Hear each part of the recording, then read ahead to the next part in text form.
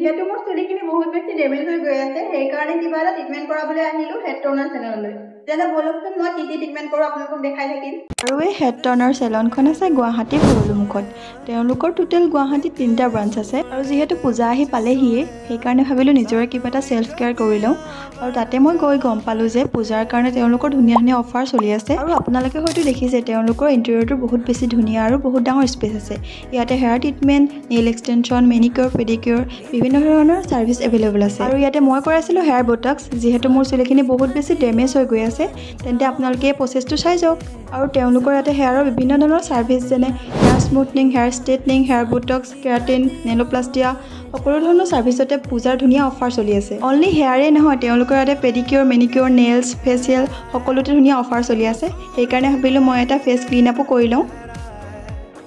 Oh my god, ইমান ধুনীয়া result ফেচটো চক না ইমান বেছি ধুনীয়া গ্লো কৰিছে মোৰ আৰু লাষ্ট কৰালো মই এটা মেনিকিউৰ তেওঁলোকৰ ষ্টাফৰ বিহেভিয়াৰ এণ্ড সাৰ্ভিস বহুত বেছিয়ে ধুনীয়া